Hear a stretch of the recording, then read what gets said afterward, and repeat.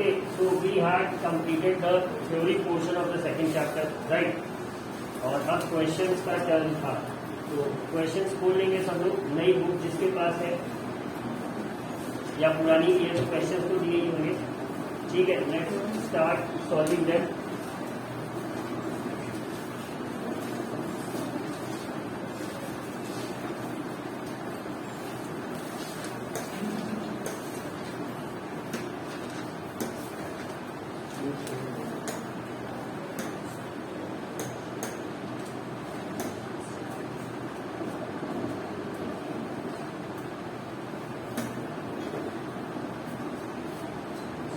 ठीक है, दिख रहा है स्क्रीन ऑनलाइन स्टूडेंट्स?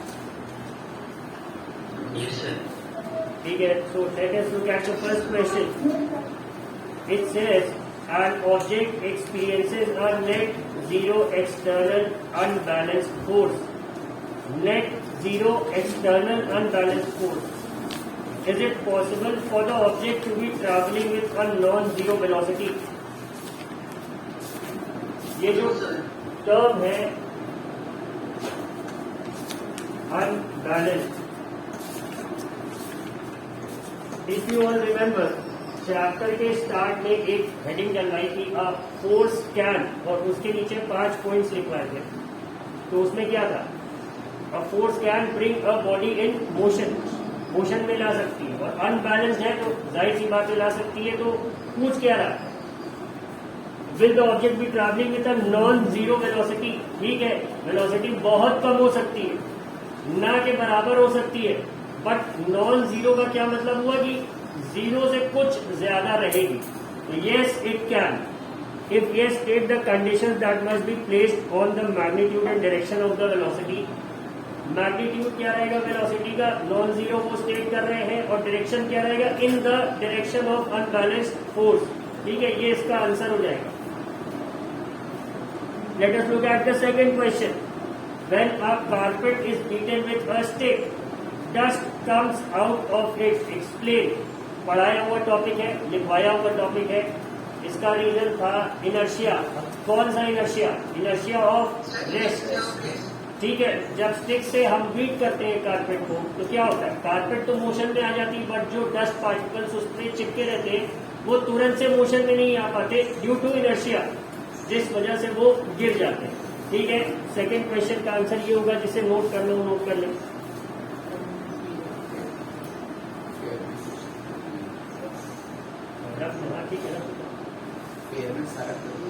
ठीक है,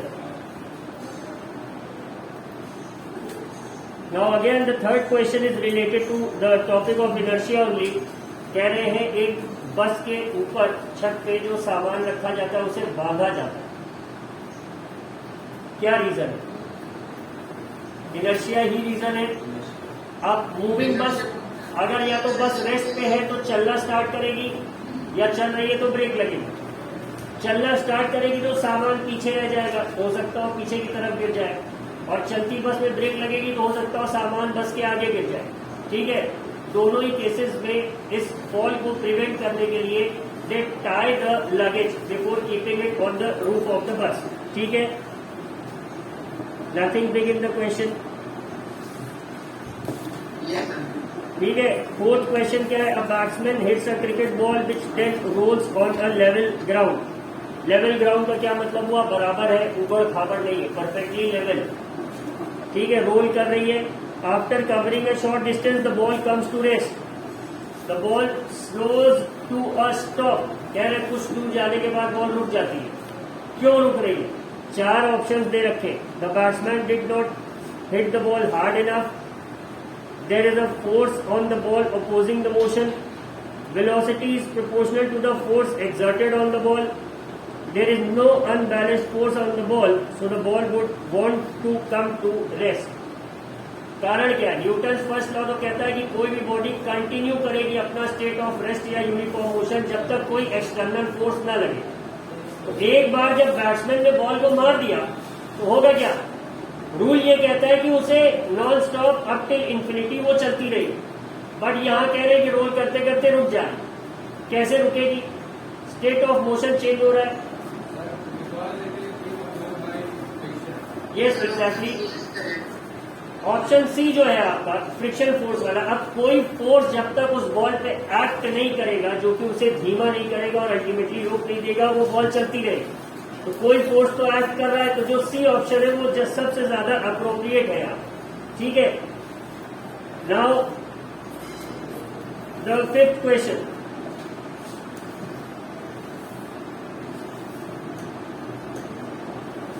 फिफ्थ क्वेश्चन में कह रहा है कि A truck starts from rest।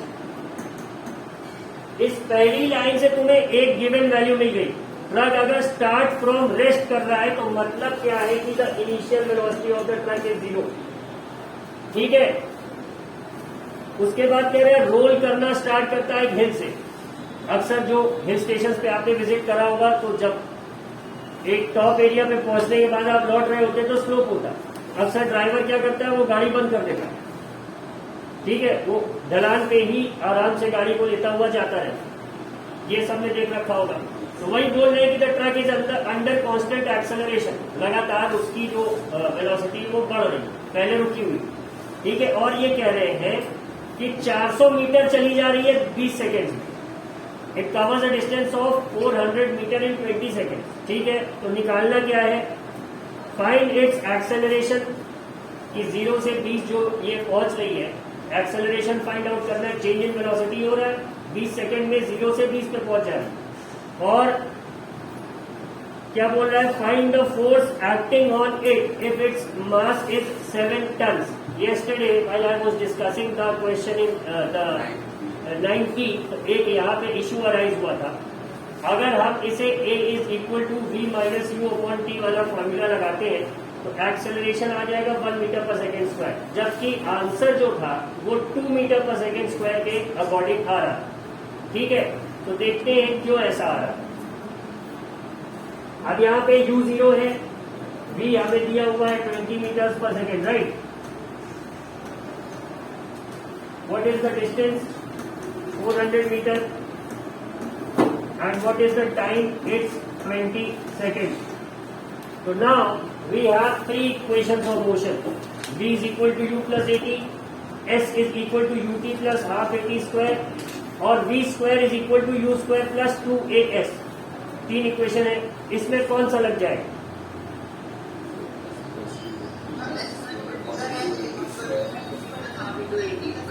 ठीक है, मान लिया, चलो तुम्हारी बात, बट बाकी दोनों क्यों नहीं लगे हुए, ये आंसर कौन देगा? ऑनलाइन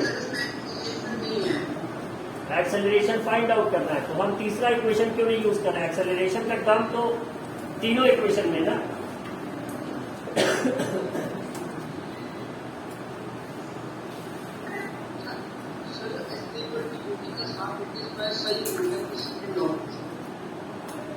बाकी दोनों क्यों नहीं यूज कर रहे हैं, ये कौन बताएगा? क्योंकि जो पहला फॉर्मूला है v is equal to you plus AT, उसी से निकल के आता है क्या, a is equal to v minus U upon T. Acceleration का जो फॉर्मूला है उसी से निकल के आता है, उसे यूज कर रहे हैं तो डिफरेंट एक्सेलरेशन की वैल्यू आ रही है। ut plus half eighty square use कर रहे हैं तो दूसरी आ रही है। ये डिफरेंस क्यों है?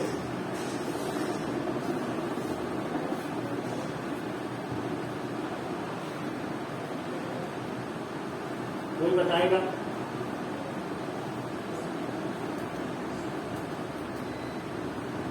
नहीं, चलिए ठीक है, it's simply a question for you all to find out the answer of. Solution देखते हैं। अगर ये इक्वेशन है is equal to UT plus half eighty square, तो यूटी वाला जो पोर्शन है ये क्या हो जाएगा, ये 0 हो जाएगा। क्यों? क्योंकि u 0 है, तो मतलब इक्वेशन हमारी ऑलरेडी किस में चेंज हो जाएगी, हाफ ए टी स्क्वायर। ठीक है, तो a की वैल्यू यहां से क्या निकल आएगी, 2s upon T square, right. यही होगा, देख सकते हैं सब। 2s क्या हो गया, 2 इंटू 400 अपॉन टाइम कितना है 20 सेकेंड, तो 20 का स्क्वायर होगा ना। ठीक है, एक 20 से ये 400 और दूसरे 20 से ये 20 खत्म, बचा क्या?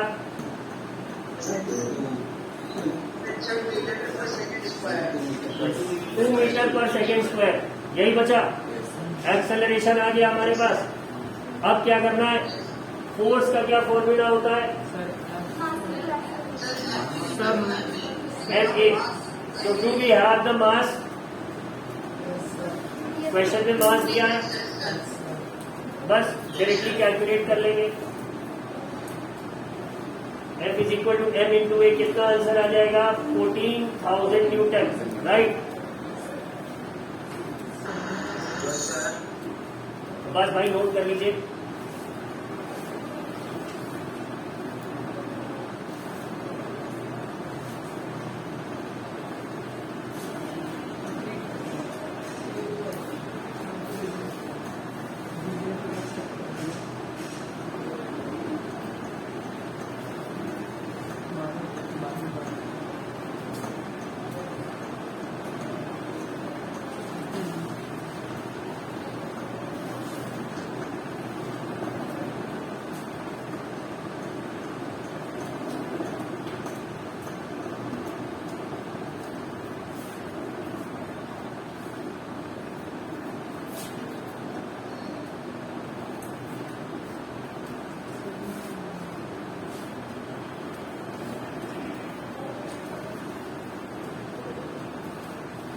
लिखिए ऑनलाइन वालों।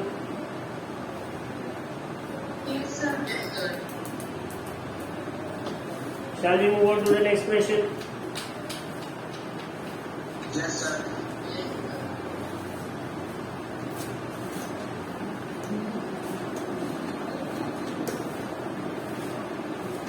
नेक्स्ट क्वेश्चन क्या कह रहा है?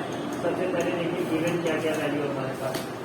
So the next question says a stone of 1 kg is thrown with a velocity of 20 meters per second across the frozen surface of a lake। एक झील है जिसका ऊपर का सरफेस जमा हुआ है और उस पे 1 किलो का एक स्टोन फेंका जा रहा है 20 मीटर पर सेकेंड से। फेंका जा रहा है 20 मीटर पर सेकेंड से। इससे हमें एक वैल्यू मिल गई इनिशियल वेलोसिटी की, जो है कितनी? 20 मीटर पर सेकेंड। ठीक है। Now the question further says and comes to rest after traveling a distance of 50 metre. comes to rest का क्या मतलब हुआ कि फाइनली वो रुक जाएगा।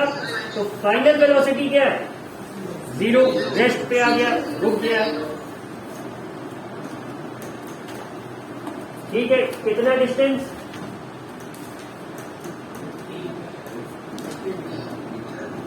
50 मीटर। ठीक है, हो गया।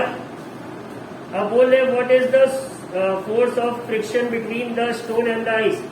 अब अगर वो स्टोन जा रहा था तो वो रुकता ना, as per the Newton first law, लेकिन कोई ना कोई फोर्स एक्ट किया तभी वो रेस्ट पे आया। तो अब लेक के सरफेस और स्टोन के बीच में एक ही फोर्स एक्ट कर सकता है, वो है force of friction.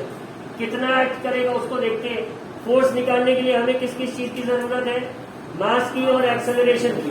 Mass of the stone हमें दिया हुआ है, कितना? 1 kg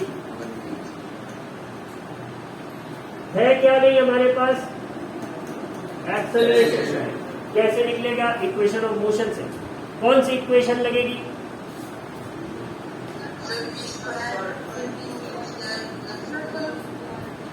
यार थर्ड लगेगी डायरेक्टली। क्यों? क्योंकि बाकी दोनों इक्वेशन में एक टर्म है टी का। पहले वाले में v is equal to you plus a t है, and the second one is u t plus half eighty square, and the question does not talk of time anywhere. Time की कोई बात नहीं करता। तो अब हमारे पास एक ही ऑप्शन ही बचता है कि हम तीसरा इक्वेशन लगाएं। तो अब तीसरा इक्वेशन क्या है? B square is equal to U square plus 2as। Again this term would be 0। क्यों? क्योंकि b की वैल्यू 0 है, तो 0 का स्क्वायर भी क्या हो जाएगा? 0 ही रहेगा। तो अब ये इक्वेशन क्या हो गई? U square plus 2as is equal to 0, right. तो मतलब 2as इज इक्वल टू क्या हो जाएगा? Minus U square. देख सकते? एक्सेलरेशन क्या हो जाएगा? Minus U square upon 2s कितना आ गया,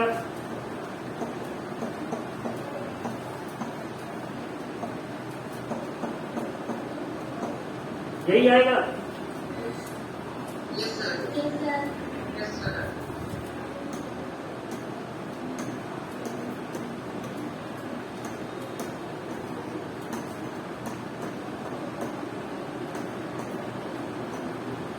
Now the minus sign that we are getting over here, ये क्या बता रहा है, एक्सेलरेशन क्या है, वेक्टर क्वांटिटी।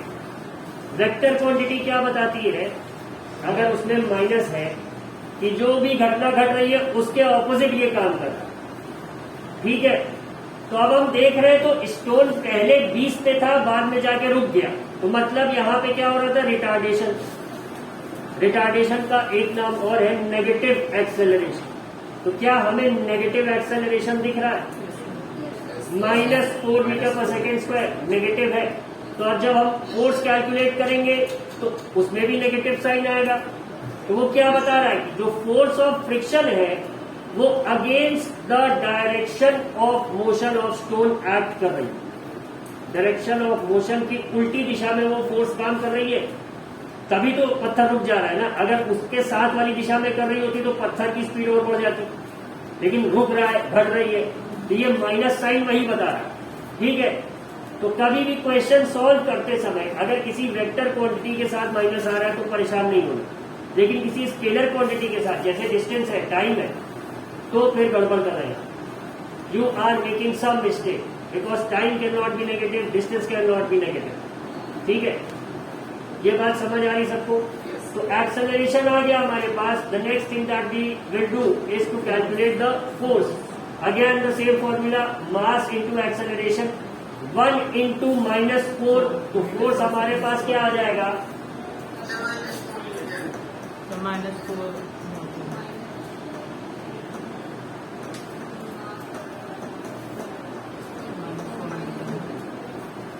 ठीक है। Yes, sir. समझ आ रहा है, जिसे नोट करना हो नोट कर सकता है।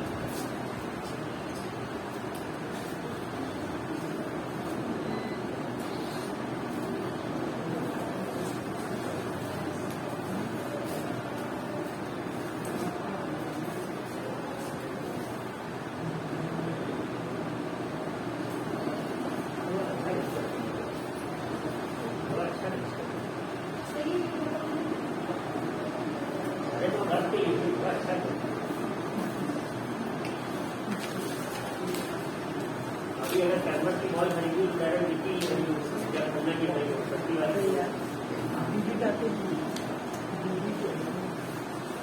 बॉल खरीदी इसका तो आपको भी खरीदो, लोकल खरीदो, रजिस्टर भी करो।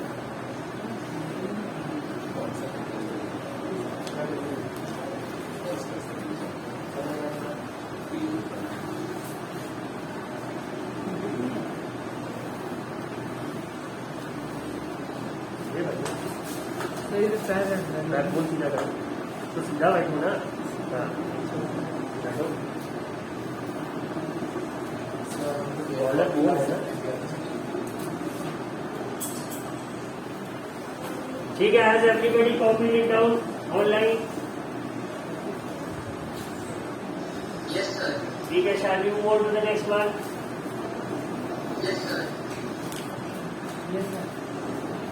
No, sir. Let us look at the next one, the 7th one.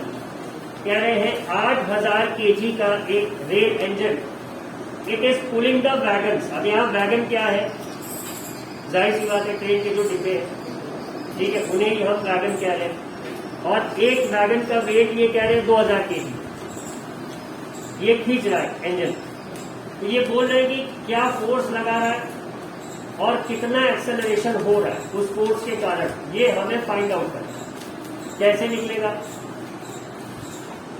एक चीज और हो रही है यहाँ पे, the rail tracks are offering a frictional force of 5000 newtons and they have given us that the engine is exerting a force of 40,000 newtons, ठीक है। तो अब इसमें भी कुछ मार्क करने वाली बात है, वो जब क्वेश्चन सॉल्व करेंगे तो देखेंगे। पहले देखिए हमारे पास दिया क्या है। मास ऑफ इंजन क्या है?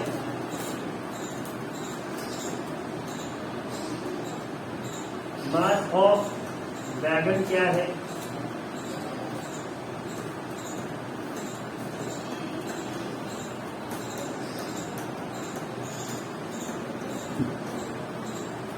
ठीक है ना, 5 लिखते हैं, एक का 2000 है तो 5 का कितना होगा?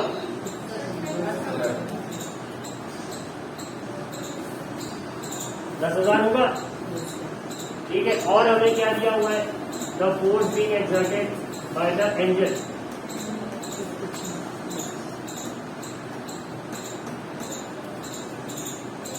ठीक है, and the force of friction.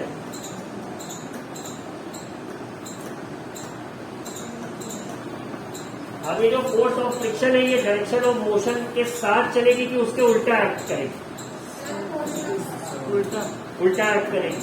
This means we have a direct conclusion कि the engine would have to exert a force to bear this also.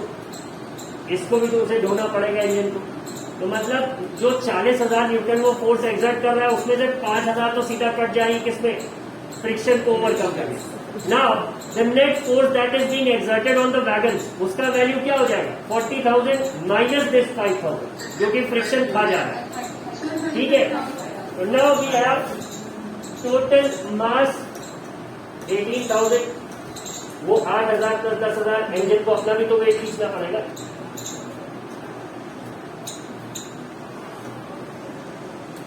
And we have net force how much? 40,000 minus 5,000, which would give us 35,000 newtons, right?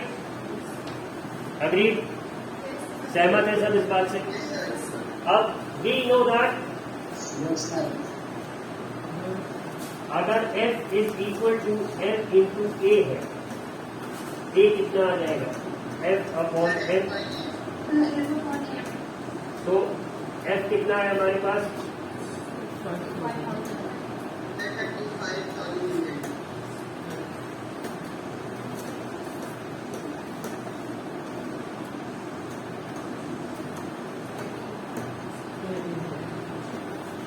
We have 35 upon 18. 18 into 1 is 18, बचा हमारे पास 17, आया 170, 18 into 9 is 162, बचा 8, 18 into 4 is 72, फिर बचा 8, मतलब फिर से 80, 18 into 4 is 72, सही आ रहा है? Yes, sir. एक्सेलरेशन कितना आ गया? 1.94 मीटर पर सेकेंड स्क्वायर, मतलब हर सेकेंड जो पांचों बोगियां है उनकी स्पीड कितने से बढ़ जाएगी? 1.94 मीटर पर सेकेंड से बढ़ जाएगी। ठीक है, यही है। तो क्वेश्चन में दो चीजें पूछी, द नेट एक्सेलरेटिंग फोर्स, तो वो क्या है, और एक्सेलरेशन। ठीक है, क्वेश्चन समझ में आ गया सबको? वॉइस ओवर हियर नोट कर लीजिए।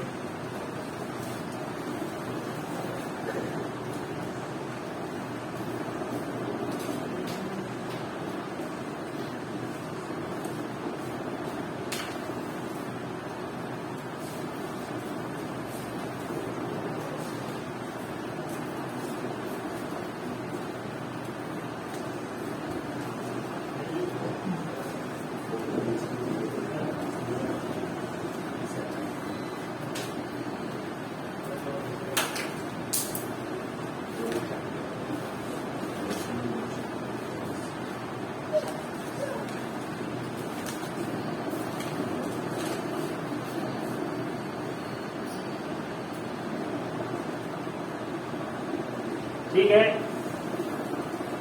कॉपी कर लिया सबने? Online shall we move on to the next part? Yes, sir. Yes, sir.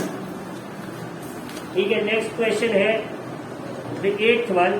An automobile vehicle has a mass of 1500 kg. what must be the force between the vehicle and road if the vehicle is to be stopped with a negative acceleration of 1.7 meter per second square?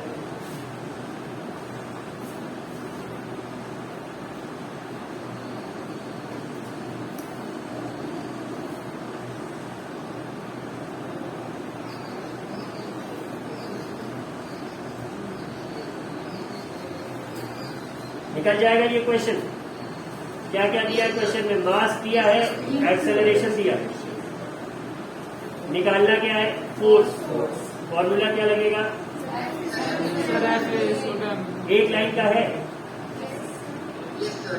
क्या आ जाएगा? 1500 into 1.7 minus obviously negative acceleration बोल रहे हैं तो minus लगेगा ही। Sir, 2000 minus 2550. Minus 2550 50 ये minus रहेगा, against the motion act करेगा। सही है, आंसर चेक कर लीजिए एक बार।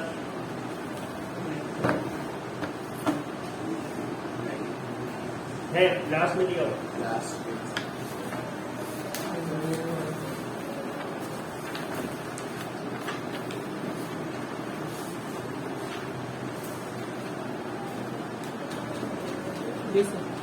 ठीक है, ये क्वेश्चन सॉल्व नहीं करा है। सर 550 500 ही है, 500 ही है। क्या गलती हो रही है?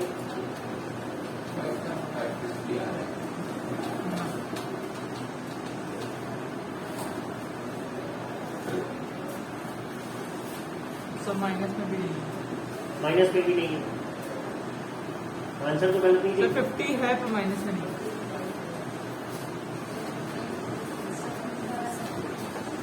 50 है पर माइनस में है। 2550 and in direction of positive motion in chapter 8 है। व्हीकल। तो 50 आ गया पर माइनस में नहीं। यही तो ढूंढना है, इसीलिए तो आंसर चेक कराया।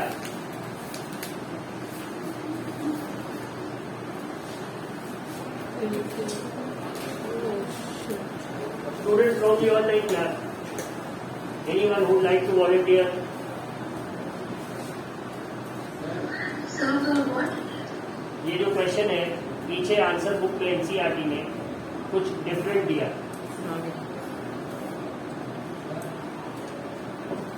Sir, it's the same. It's in the motion. It's the opposite motion of the vehicle. So it's minus 2550 units. But book में माइनस नहीं दिया। Sir, but it's in the opposite motion of the vehicle. So the vehicle is positive and the opposite is negative. तो उसने बोला opposite. Answer देखिए क्या उसमें लिख रहा है, direction opposite to the motion. Sir अगर ये चीज उसने वर्ड्स में एक्सप्रेस कर दी है तब माइनस साइन नहीं लगाए। अगर उसने सिर्फ एक न्यूमेरिकल वैल्यू लिखी होती तब माइनस लगाना उसके लिए जरूरी था, बट उसने लिख दिया क्या? जो माइनस साइन इंडिकेट करता है कि this force is acting against the direction of motion. ठीक है, बहुत बारीक सी बात है बट सबको ध्यान देना। अगर आप एग्जाम में माइनस भी लगा दे रहे हो, वर्ड्स में भी लिख दे रहे हो, तो ये उल्टी मीनिंग थ्रो आउट कर देगा। ठीक है, तो ध्यान देंगे। Let us move on to the next question.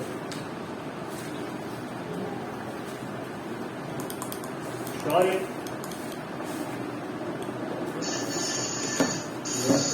That is a nice tear you have.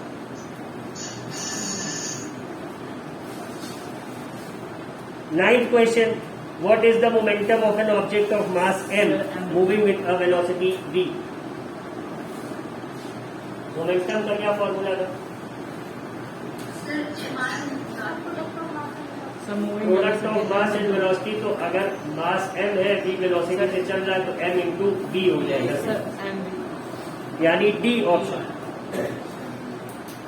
ठीक है, the 10th question, using a horizontal force of 200 Newton, we intend to move a wooden cabinet across a floor at a constant velocity. What is the friction force that will be exerted on the cabinet? ये कैसे निकलेगा? Sir, may I get? Yes. So my third term, third law of motion, Sir, according to Whitworth, zero newtons because it is seen that it's moving with a constant velocity means it's a balanced force. Friction force निकालने का कोई formula अलग से दिया?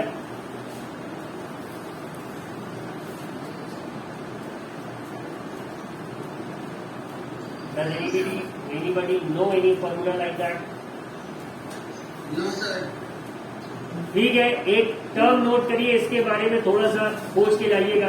Coefficient of friction, coefficient of friction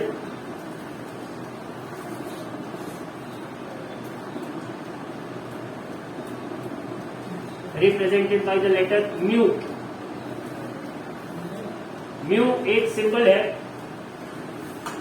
कुछ ऐसा दिखता है, एक्सटेंडेड यू ही होता है।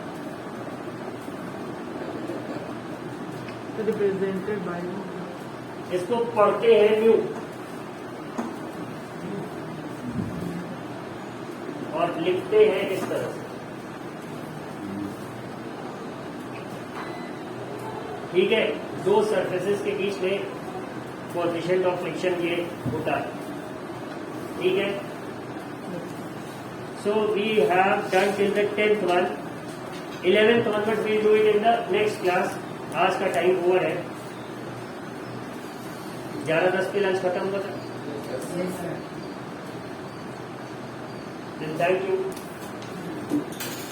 Thank you sir.